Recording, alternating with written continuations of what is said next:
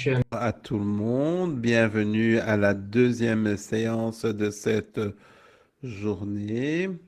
Nous avons aujourd'hui 4 experts qui vont parler du sujet et qui sera modéré par Alex Kahn du Centre de conservation de l'énergie.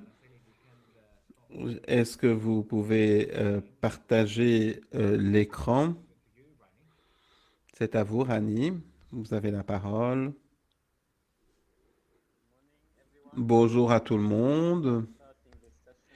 On va démarrer cette séance à propos de ces questions. Je me suis Rani Alaskar, je viens du Liban, je viens du Centre de conservation de l'énergie et de préservation de celle-ci. Nous avons un panel extrêmement intéressant par rapport à la chaleur et par rapport aux experts du Niger. Ils vont nous expliquer comment ils utilisent l'énergie et quelles sont leurs préoccupations à ce niveau. Nous avons avec nous Ahmad Soueti de la Jordanie. Nous avons aussi Mokhtar Azwani du Maroc qui va remplacer M. Mohsin Khoya, Wezel Ahmeli du Liban. Et nous avons Pedro Horta Devora du Portugal et qui a été beaucoup impliqué dans la participation du projet MENA. Et avant d'aller plus loin dans la région, par rapport à ces défis, il faut parler de la concentration. Pedro va nous donner une idée de potentiel de technologie euh, par rapport à ces différentes solutions et à cette présentation.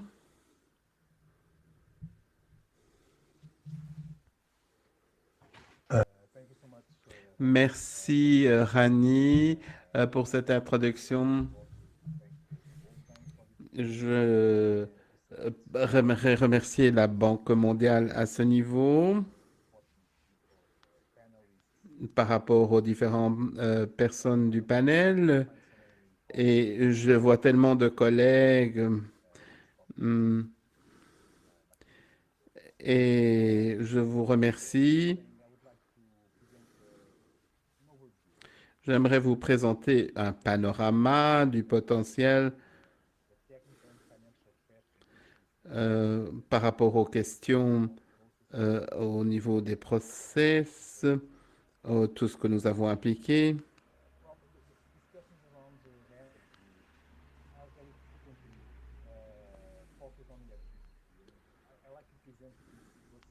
J'aimerais présenter cette première diapositive pour les personnes qui ne sont pas aussi familiarisées par ces différentes questions par rapport à la chaleur et par rapport au poids des processus et voir ce qu'il en est par rapport à la consommation d'énergie qui est à peu près d'un tiers des applications.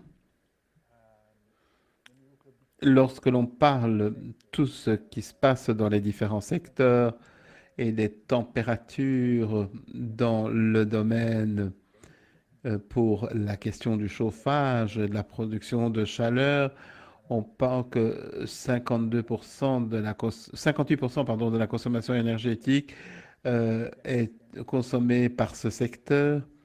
Mais nous avons aussi, parmi le secteur industriel, toute une série de consommations par rapport au chauffage avec des températures moyennes et basses. Et ceci est très important par rapport à ce qui est disponible dans les technologies à ce niveau, par rapport à la chaleur. Et nous avons maintenant de nouvelles technologies sur le marché par rapport aux températures moyennes et basses. Et maintenant, on parle beaucoup de la concentration de chaleur due aux centrales solaires à les CSH. Et ceci est très important pour nous. Et ces différents acteurs sont importants par rapport à la fourniture de chaleur pour des industries comme la chimie. Et il y a des besoins. Et ces besoins sont énormes pour le potentiel. Comme je l'ai dit, un quart de la consommation énergétique maintenant est due au chauffage et aux températures. Et la technologie solaire, à concentration solaire, est peut-être une bonne option. Et comme vous pouvez le voir, voici les applications qui sont là, la technologie est là. Le marché, pour l'instant, n'a pas encore très bien compris la taille que cela peut occuper et, et quelles sont les barrières qui existent par rapport à cette technologie. Mais il est très important de voir le manque de conscience à ce niveau et j'aimerais parler des questions techniques. Et une des questions, est-ce que nous allons intégrer la chaleur solaire et dans le système, vous pouvez le faire soit directement avec un fournisseur qui est directement à côté du système de chauffage ou on peut intégrer le solaire directement par rapport à ses utilisateurs. Il s'agit donc d'un système qui est assez séduisant pour les utilisateurs. Et puis après, il y a le contrôle des stratégies pour la génération de chaleur et de vapeur. Et cela nous permet de voir pourquoi nous avons des opportunités à ce niveau. Ces questions sont là, il y a des solutions, il y a des options pour ces sujets. Et nous avons déjà des exemples au niveau commercial assez importants. Et puis, nous avons des stratégies et je vais me concentrer sur cette diapositive par rapport à ce schéma qui a été publié par une industrie et qui nous permet de voir quelles sont les données donc par rapport à la génération de chaleur, la production de chaleur et après l'intégration du système dans le système existant. Nous avons en fait fourni de la vapeur par rapport au système existant. Et après l'intégration du solaire, les stratégies ont changé, elles sont importantes. Et on a vu que cette intégration s'est faite assez rapidement. Une autre question, il s'agit de voir aussi quels sont les panneaux de solaire que l'on trouve dans les industries, comme les panneaux sur le toit. Et par rapport à ce niveau, il y a une mise au point de nouveaux euh, technologies. Nous avons en fait au Portugal investi à ce niveau. C'est un récupérateur qui est en fait sur une façade verticale qui permet d'arriver à des températures de plus de 200 degrés. Nous avons toute une série de questions techniques que nous devons gérer à ce niveau par rapport à la faisabilité, par rapport à la manière dont on va travailler. Et pour terminer ma présentation, il s'agit des questions des finances, ce qui est toujours, en fait, les finances sont toujours une barrière qui n'est pas technique par rapport à ces questions. Et à gauche, vous voyez les résultats qui ont été publiés par la Banque mondiale pour la région MENA, par exemple. On voit donc les ressources solaires qui sont disponibles et on voit aussi les différents niveaux de coûts qui sont critiques et qui rendraient en fait les investissements économiques viables. Donc ce serait à peu près de 152 dollars par mégawatt. Et on peut voir donc les différences sur le graphique. Ce que l'on voit aujourd'hui, c'est que il y a des techniques viables dans certains pays, mais ces résultats montrent bien comment nous pouvons avoir une viabilité à ce niveau. Il est important de comprendre quelles sont ces différentes images et ce qui se cache derrière ces images. Qui peut s'assurer des coûts d'ici 5, 10 et même 20 ans? On ne sait pas quels seront les coûts. Et c'est l'importance d'avoir un coût pour l'énergie qui est fixe pour bien comprendre comment celle-ci pourrait évoluer dans l'avenir. Et aussi, il y a toujours la question de l'investissement et du retour sur l'investissement dans cette approche.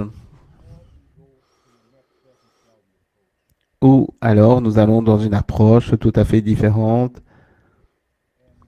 Et le graphique montre bien. J'ai travaillé donc pour le Portugal à ce niveau et qui est un peu dans une situation similaire que les pays MENA par rapport au retour sur 5 ans. Nous n'avons pas pu trouver une viabilité par rapport au coût de la technologie, par rapport aux revenus qui pourraient être générés par ces technologies. Et c'est un peu sur la valeur nette et l'approche. Et ces investissements seront viables à plus long terme. Et nous devons absolument trouver des mécanismes financiers pour pouvoir subventionner cette approche. C'est prématuré et j'aimerais vous présenter ces opportunités, ces technologies. Et il y a toujours la question des financements et on en parlera dans un autre panel, je sais, mais je crois que c'est important de voir que il y a la question de potentiel des technologies, les questions techniques et financières. Merci Pedro pour la présentation. J'invite tout le monde qui envoiera ses commentaires. Nous avons déjà une question, mais on en recevra d'autres, j'imagine. Mais notre pays, nous avons quelqu'un qui vient de la Jordanie, Ahmad, par rapport à la concentration à ce niveau de chaleur. Il va parler des solutions qui existent et qui couvrent une partie des différentes questions à ce niveau. Ahmad, et si vous pouvez vous présenter et puis commencer votre... je suis Ahmad Sweti de GTI, une usine en Jordanie. Je suis le chef de l'ingénierie et je vais parler de notre expérience par rapport à ce système qui a été appliqué en 2017 pour Holocrossis. Nous avons partagé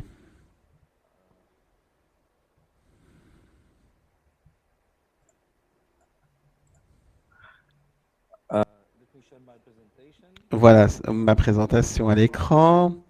Je vais démarrer avec nos groupes, les stratégies et la durabilité par rapport aux énergies renouvelables,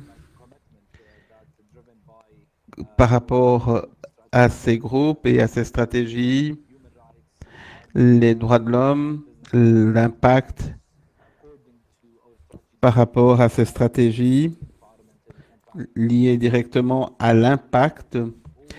Et nous avons parlé de toutes les actions qui doivent être entreprises dans notre domaine et on en parle par rapport à notre action comme groupe GTG.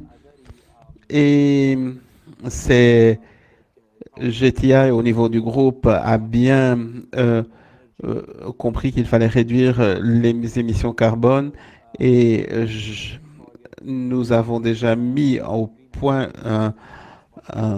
dirons-nous, un objectif pour la réduction des gaz à effet de serre de euh, 25% et puis petit à petit de 40% jusqu'à 2030. Donc, et ceci nous permet de parler de la Jordanie et comment cela se comporte par rapport à ce projet pilote et cette solution. La Jordanie a introduit euh, cette politique parce que nous avons plus de 300 jours ensoleillés avec une production de 1400 à 2300 kW par mètre carré. Et la Jordanie va évoluer par rapport à la question du chauffage et en particulier 20% de la demande énergétique va dans le secteur industriel et 60% de cette énergie est utilisée pour chauffer. Et c'est la raison pour laquelle je vais vous parler de la répartition et de la clé de répartition de l'énergie. Vous utilisons donc 13 millions de mégajoules par an et la moitié va pour le chauffage, 13% avec le gaz LPG. Et puis, nous avons converti 7% dans le solaire et nous avons 1 800 000 mégajoules. Et ça, c'est une petite vidéo et j'espère que celle-ci vous permettra de comprendre comment nous travaillons.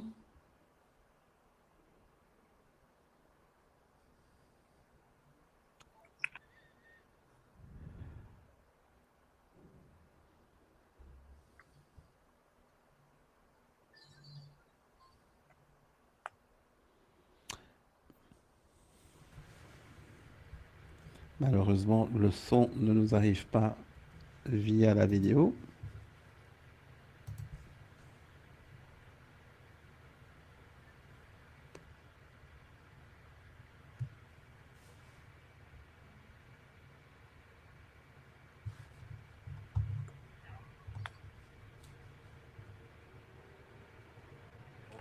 Donc voilà, je vous donner les informations dans la vidéo ici. Donc vous pouvez voir sur les chiffres, ça indique la capacité du système de la production de vapeur solaire. Nous avons commencé l'étude. Donc nous avons en opération de ce système depuis plus de 2 années. Et il y a des améliorations parce que la technologie en elle-même, comme Petro a mentionné, il a montré une diapo qui a trait à notre système. Donc, c'est en fait, il y a eu une préoccupation quand nous avons commencé par rapport au processus et contrôle et l'intégration également avec le réseau de vapeur. Nous avons investi 1,7 million de dollars en capital pour ce projet, comme j'ai mentionné. Donc, c'est important pour nous de faire la bonne chose. et de pousser l'engagement et être les leaders dans cet engagement. De l'autre côté, l'une des préoccupations majeures que nous voulons partager les applications et montrer avec les unités de production des entreprises. Et pour faire cela, nous devons contribuer plus pour la recherche et développement et là où il y a un résultat avec un avantage plus important pour tout le monde et tous les utilisateurs, les entreprises, et avoir une garantie continue que cet 1,7 million va être réduit de 20 à 30% dans quelques années. Cela veut dire que le système, la performance du système doit atteindre avoir une disponibilité, une faisabilité par rapport au coût pour tous les utilisateurs à l'avenir. Maintenant, pour le système en lui-même, donc le système comme mécanisme, donc c'est assez simple, mais les technologies, donc chaque partie de la technologie est responsable et contribue et qui accroît la performance pour avoir un meilleur rendement du système pour notre réseau. Donc, le système est basé sur donc c'est des parties connectées entre elles avec les entrants. Donc, c'est un processus pour l'eau chaude et qui traverse les tuyauteries et que ça collecte l'énergie solaire et ça convertit en vapeur. Donc la vapeur ici, ça peut accroître jusqu'à 20 bars. Donc le processus de fabrication, la demande, c'est entre 5 à 7 bars. Ça veut dire que nous avons la possibilité de stockage de la vapeur pour le consommer de façon graduelle selon les besoins. Également, ce système a une fonctionnalité de circulation, donc un mélange de vapeur et d'eau chaude. Donc, l'eau chaude va revenir dans les tuyaux pour générer la vapeur pour les briques et pour compenser les consommations. De l'autre côté, tout le système dans son ensemble est intégré avec notre système de génération vapeur conventionnelle. Donc, ça veut dire qu'il y a un système une unité de contrôle qui il y a un seuil de pression qui est important, qui est bénéfique pour l'opération optimale doit utiliser une chaudière à vapeur plutôt qu'une chaudière à solaire, selon les conditions climatiques ou météo et le montant de vapeur disponible et la demande des consommateurs. Donc ici, c'est la technologie des collecteurs. Vous avez tous ces collecteurs sont individuellement ont été mis en place rang par rang. Donc, pour accroître le montant d'irradiation de collecte d'énergie solaire. Donc, il y a un tube d'absorption sous vide et une structure de soutien. Donc, c'est assez léger. Donc, et c'est également solide. Donc, ça peut résister aux conditions météo assez difficiles. Donc, voilà, c'est un tableau des performances plus spécifiques.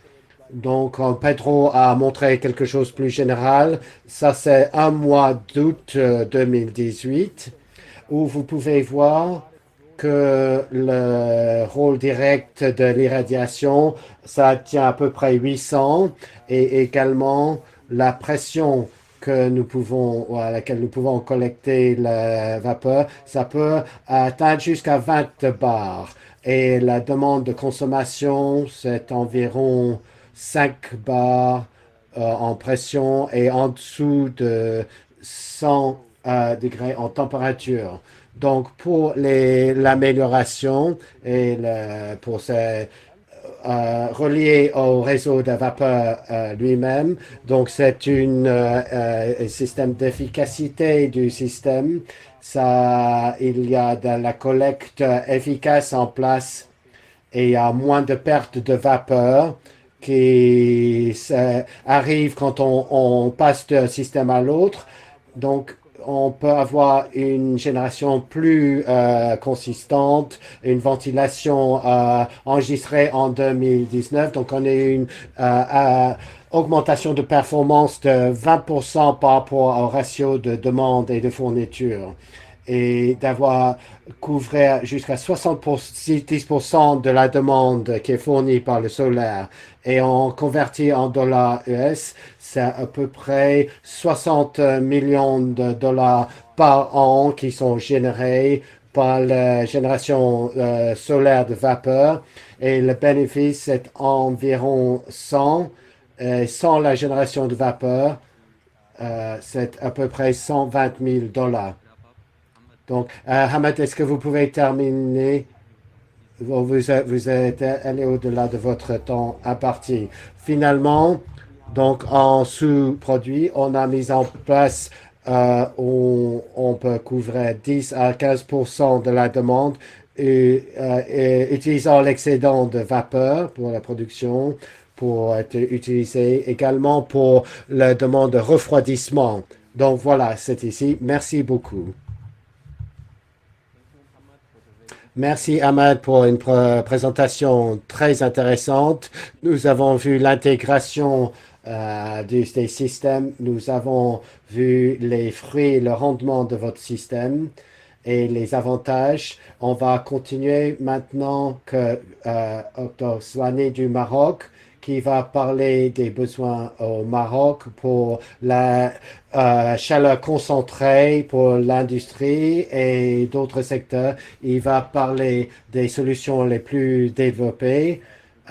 Donc, si vous voulez bien vous présenter et donner votre présentation. OK. Bonjour tout le monde. Donc, je suis Mokhtar Swané. Je suis un doctorant à l'Université de Rabat. Nous travaillons ici dans le solaire, les technologies solaires pour fournir la chaleur solaire, spécifiquement avec des températures moyennes et basses. Et ce que je vais présenter aujourd'hui, donc c'est notre expérience à l'Université de Rabat et toutes les recherches que nous avons effectuées et que nous avons, les études que nous avons produites pour faire avoir un produit livrable par l'université. Donc, je vais partager ma présentation à l'écran.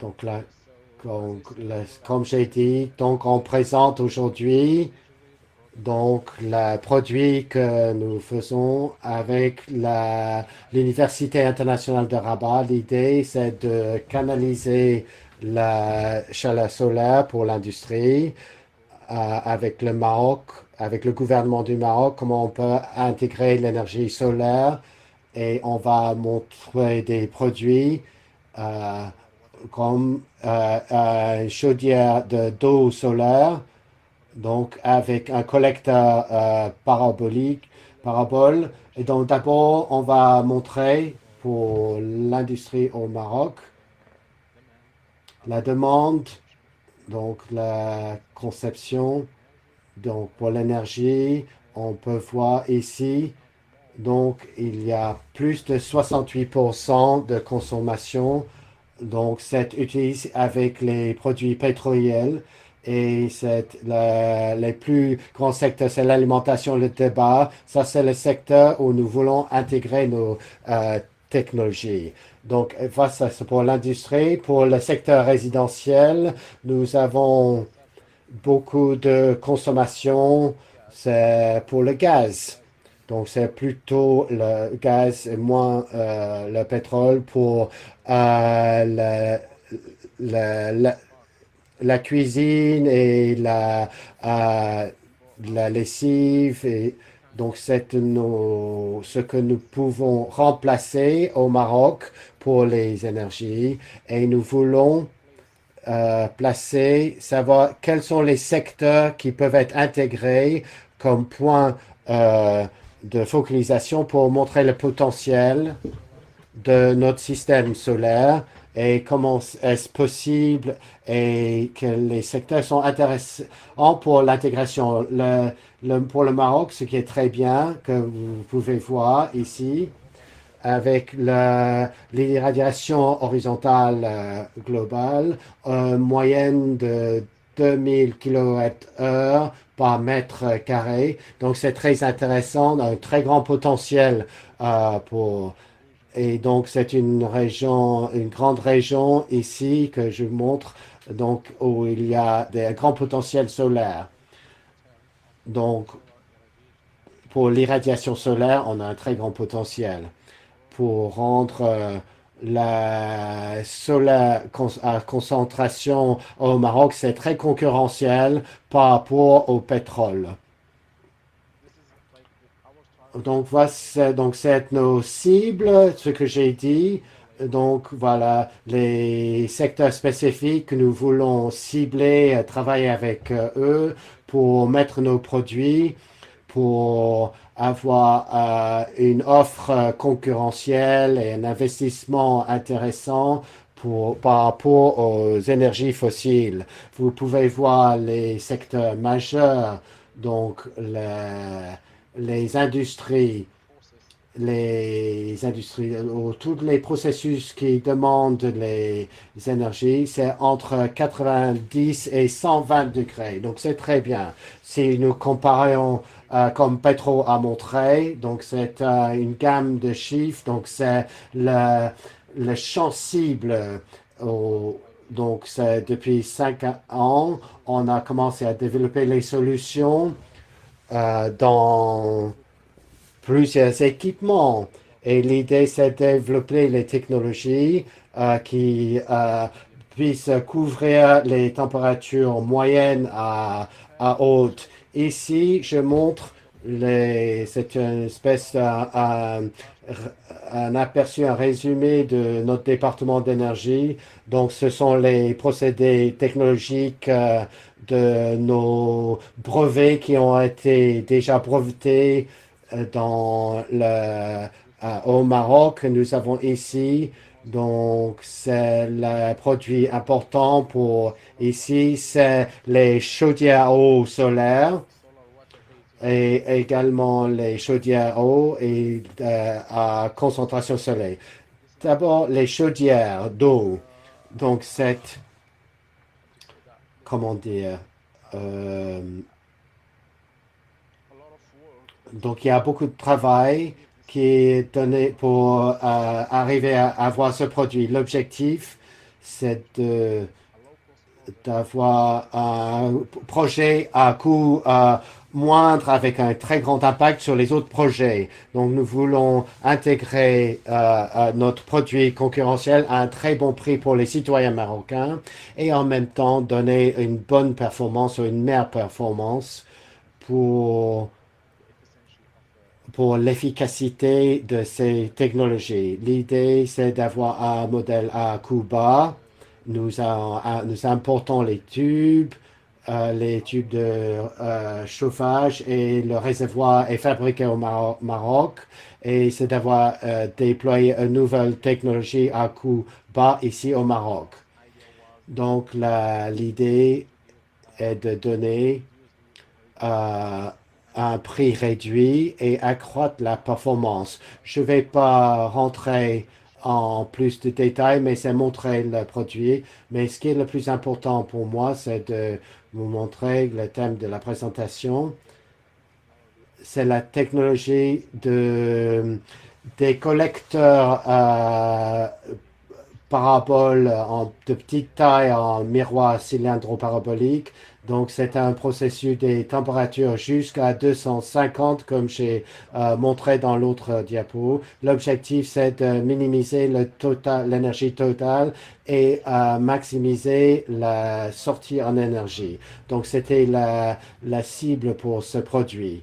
Ici, notre travail est de, vous pouvez le trouver, et c'est ça publié dans l'énergie renouvelable. Ici, vous pouvez voir les produits. On peut avoir moins de 0,02 centimes dollars par kilowattheure. Le travail par la suite, nous avons conçu un projet d'une technologie pour installer et le tester la performance. Et l'objectif était de donner une solution fabriquée au Maroc, fabriquée par l'industrie locale et donner une performance que le système peut réaliser pour traiter pour l'industrie marocaine adaptée au Maroc pour les textiles, l'alimentation, le tabac, en utilisant simplement le pétrole ou un liquide caloporteur pour avoir une génération directe de vapeur, mais comparé l'idée, c'est de présenter un produit qui est adapté et peut être intégré facilement dans toutes les industries ici au Maroc. Vous avez une minute qui reste. Nous avons développé également très rapidement, donc, développé un système de mesure locale. Donc, c'est comme le pistage solaire, donc pour l'eau. Ici, nous avons un test, nous faisons pour le système. Donc, on a les collecteurs paraboles.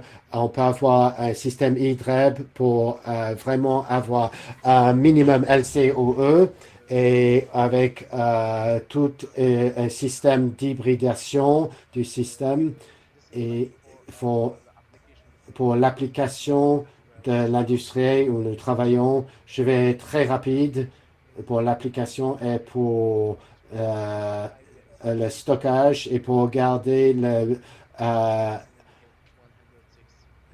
donc garder à la température de 160. Donc, c'est une fabricant moderne de bitume et l'idée ici de utiliser pendant le jour avec un miroir cylindro-parabole. La technologie que nous avons développée, nous essayons maintenant de l'intégrer. Donc, c'est nous intégrons ça dans l'usine et c'est moins de 0,03 dollars américains pour kilowattheure et la fraction solaire moyenne est de 50%. Merci beaucoup de votre attention. Merci. Et je suis très content d'être ici. Merci beaucoup.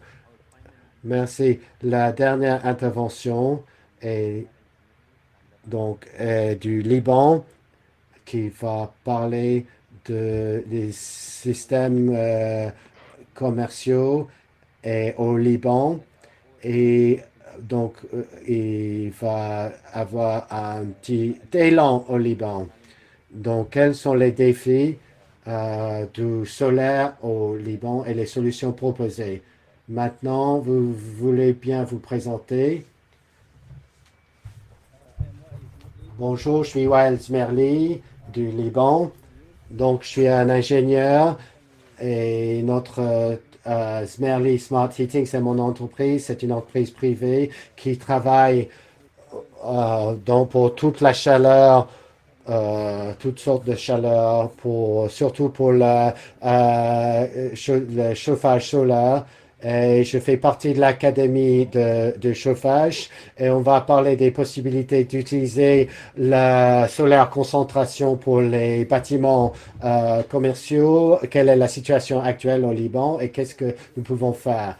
Donc maintenant, l'utilisation principale, c'est c'est le chauffage des espaces.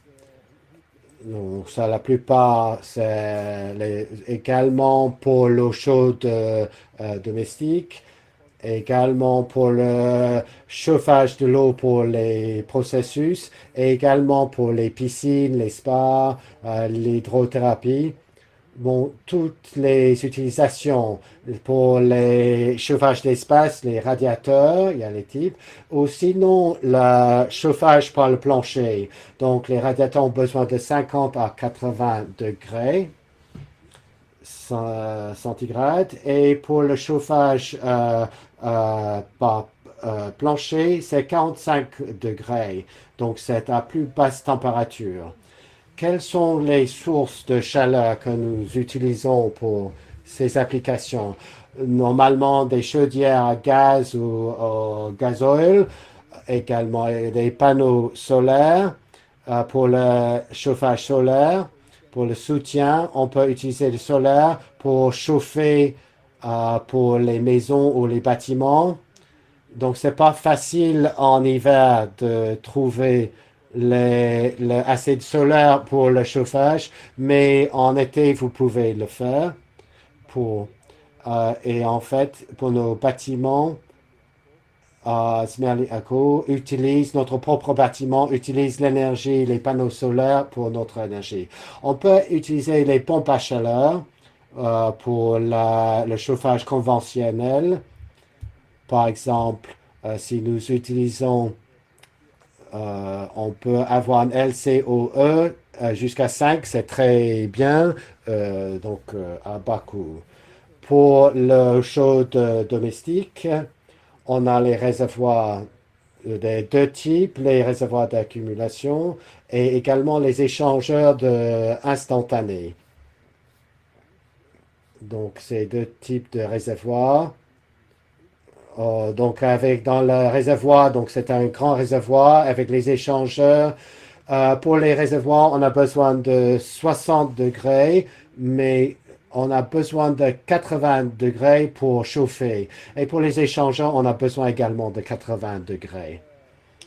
Donc, pour les sources de chaleur, ça vient également des chaudières, de la génération de vapeur.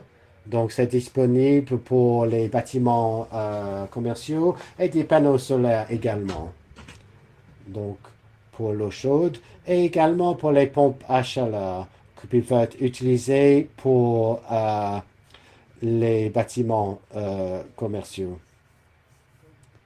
Donc, pour la production de l'eau chaude domestique, pour les spas, bon, pour chauffer les piscines, pour les jacuzzis.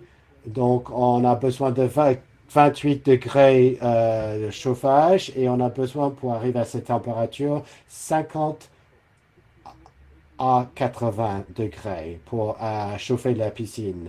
Pour les jacuzzis, on peut commencer à avoir 60 jusqu'à 80 degrés pour chauffer la jacuzzi jusqu'à 40 degrés. Pour ça, les sources, les mêmes choses, les chaudières encore, de gaz ou fuel, les pompes à chaleur parce que sont à chauffage à basse température. Et pour ce qui est préférable pour les piscines, c'est les pompes à chaleur parce que nous pouvons atteindre vraiment une efficacité, un rendement très élevé. Les panneaux solaires peuvent être utilisés pour les piscines et les jacuzzi, mais également aussi les absorbeurs solaires sans vitrification. Maintenant, pour les cuisines industrielles et process, pour les cuisines, pour les lave-vaisselle, pour les lave-linges et pour le repassage industriel. Pour les cuisines, on a besoin de 70 degrés. Ici, on a besoin de vapeur pour les lave-vaisselle, 170 au 10 bar. Et toutes ces sources de chaleur, on a besoin de génération de vapeur.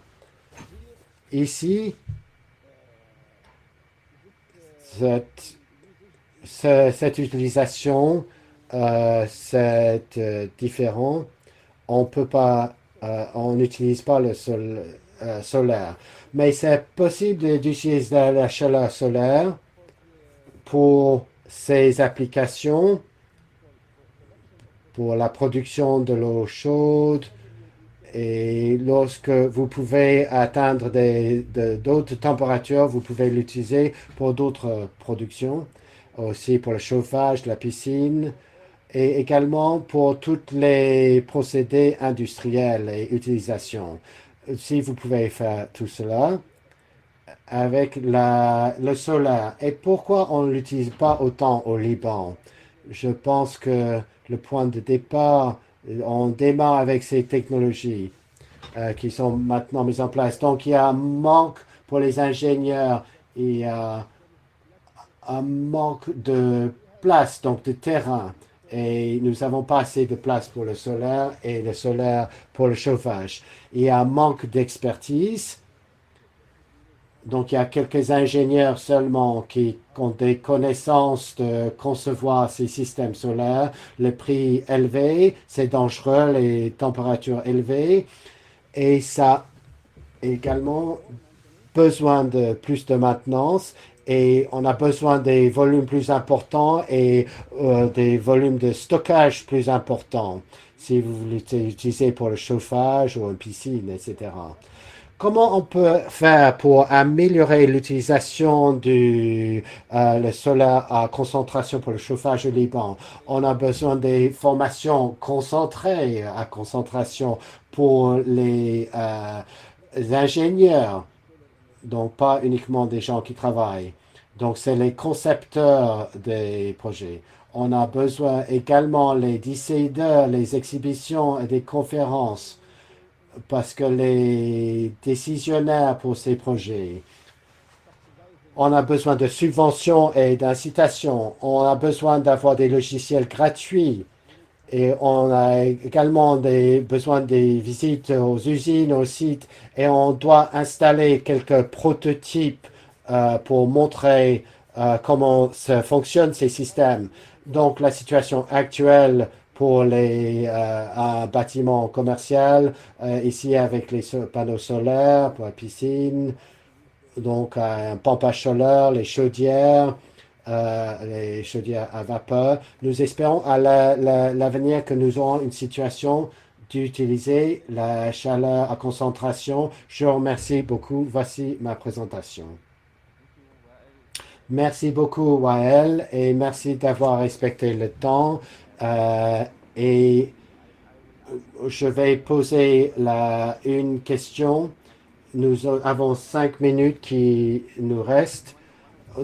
Et une des questions dans la question et réponse, c'était les pays souvent dans les efforts de décarbonisation et ils ont des besoins d'électrification plus importantes.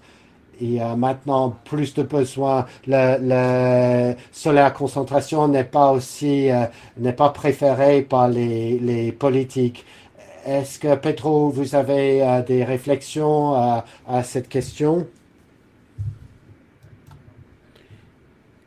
Je répondais à une question. Je suis désolé, j'ai pas entendu en fait la question que vous posiez. Dans les efforts qui ont été faits pour la décarbonisation de l'énergie, nous voulions savoir en fait si l'électricité pour ces systèmes au niveau de la concentration solaire, c'est important. Comme je vous l'ai dit, et comme je l'ai dit dans ma présentation, il y a une confusion entre l'énergie et l'électricité. Et c'est important. Et parfois, il y a un manque de connaissance totale par rapport à ces questions.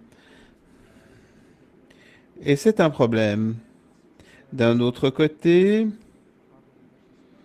si nous voyons la stratégie de décarbonisation telle qu'elle est vue et la tendance par rapport à l'électricité, il faut voir comment nous allons gérer ces questions par rapport à la pénétration d'énergie et voir comment nous allons gérer ces questions, ces qualités par rapport à l'électrification, dirons-nous, de la consommation. Ça, cela sera peut-être un petit peu plus difficile. Je crois qu'on parle de décarbonisation, on peut parler de biomasse, on peut parler de toute une série de choses, d'options, mais ce qui est très important, on peut parler de concentration au solaire, mais les technologies solaires pour nous et la concentration solaire peut être une des solutions qui est viable économiquement.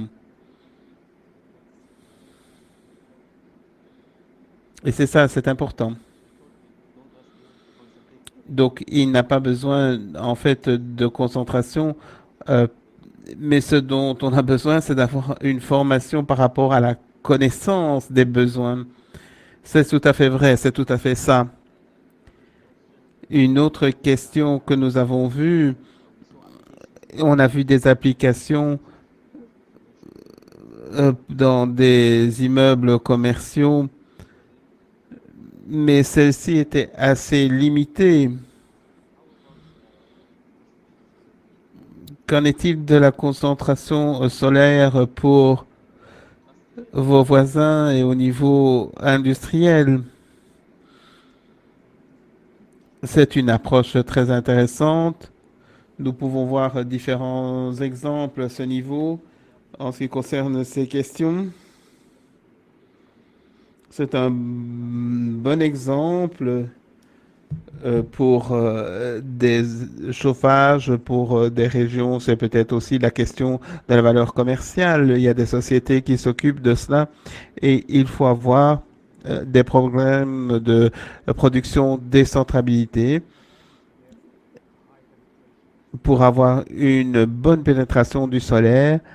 Et je crois que ce qui est le plus important, c'est d'avoir en fait une intégration de tout ce qui est gaspillé sur les sites industriels.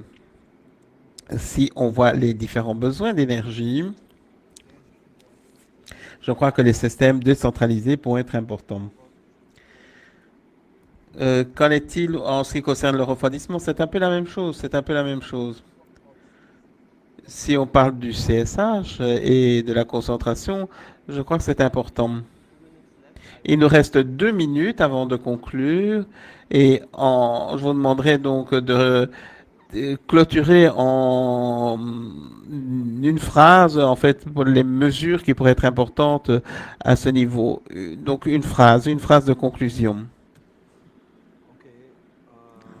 En ce qui me concerne, je dirais que l'idée, si je concentre dans le futur, je ferai les choses très simplement et c'est important par rapport à ces différentes questions. Comment on pourra utiliser au mieux les performances. Le micro. Je pense que la bonne idée et la bonne stratégie sont les concentrations de chaleur, à mon avis, et voir le potentiel qui existe au niveau humain pour le développement de ces technologies et pour aller plus loin dans ces technologies. C'est un travail qui est important. Voir comment les pays au niveau local peuvent développer les produits et ce sera le capital humain aussi qui sera important pour travailler avec ces technologies. Très bien. Walid, on pourra utiliser tout cela avec n'importe quel type de chaleur. On a la solution avec la concentration solaire, pourquoi pas? On doit l'utiliser. Pedro, un petit mot pour terminer?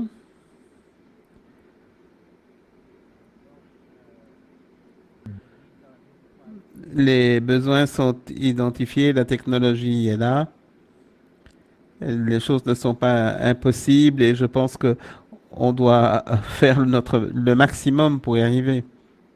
Voilà. Merci à tout le monde pour votre participation. Merci d'être venu pour cette séance et merci pour les questions et les réponses qui ont été en fait faites directement par les orateurs. Merci. Et maintenant, on passe à la séance suivante. Merci beaucoup, Rani, et à tous nos intervenants.